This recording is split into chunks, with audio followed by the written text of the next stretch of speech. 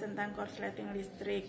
Kenapa? Karena ini musim hujan, banyak faktor yang bisa menyebabkan terjadi korsleting di rumah kita. Bisa faktor karena dinding rumah kita lembab, atau karena mungkin lampu di luar rumah yang kurang terlindung sehingga kena rembesan air hujan, apalagi kalau hujannya sangat lebat ya. Jadi paling tidak kita tahulah hal kecil yang bisa kita lakukan untuk memperbaiki, atau kalau tidak bisa memperbaiki, bagaimana caranya agar korsleting listrik ini tidak mengganggu aktivitas di rumah kita dan listrik tetap bisa kita fungsikan. Nah, saat terjadi korsleting listrik, sebenarnya hal paling gampang apa yang bisa kita lakukan ya. Sebelum kita mulai, sebagai disclaimer, ini adalah cara yang biasa saya praktekkan di rumah. Jadi kalau ada yang salah mohon dikoreksi.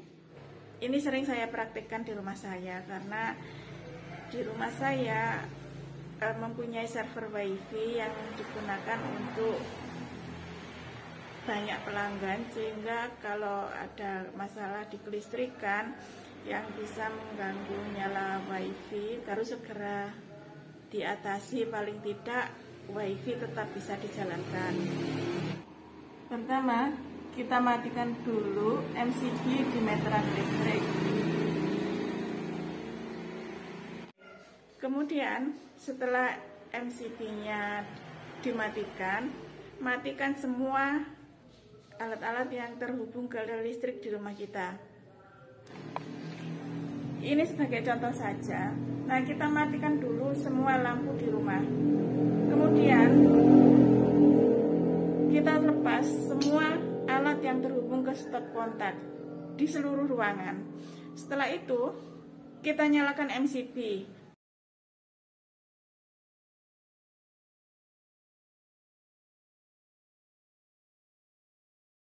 Baru satu persatu kita nyalakan lagi. Kita utamakan lampunya dulu karena lampunya kan cuman pakai skakel seperti ini, jadi kita tinggal pencet-pencet aja sudah nggak masalah.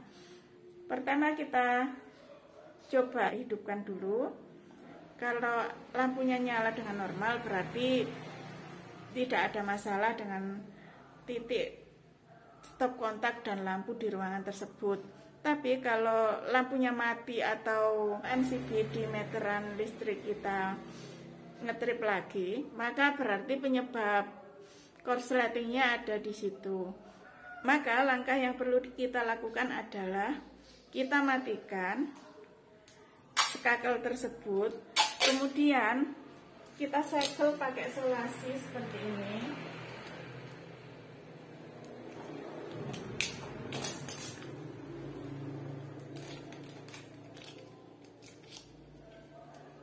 Nah, kita segel pakai selasi seperti ini supaya tidak ada yang menyalakan lagi. Setelah itu baru kita melangkah ke titik-titik yang lain, misalnya ruangan-ruangan yang lain, kita nyalakan lagi. Kalau bisa langsung diperbaiki, nggak masalah langsung diperbaiki. Mungkin masalah di lampunya yang perlu diganti, atau ada sambungan kabel yang bermasalah, jadi nanti tinggal dicek aja. Kemudian kalau ternyata lampu di seluruh ruangan rumah itu ternyata baik-baik saja, nyala dengan normal, maka baru kita melangkah ke stop kontak. Ke stop kontak seperti ini. Kita coba dengan menggunakan test pen. Kita tes dengan test pen seperti ini ya. Saat mengecek stop kontak, kita tinggal tancapkan seperti ini test pen. Nah, ini groundnya mati. Kita lanjut ke titik sebelahnya. Nah, ini nyala, berarti ini fasanya, berarti kondisinya normal.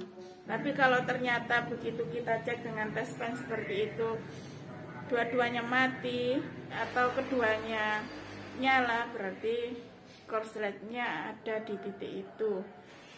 Kalau masalah ada di stop kontaknya, apa yang perlu kita lakukan? Yang pertama adalah kita buka dulu stop kontaknya. kita lepas.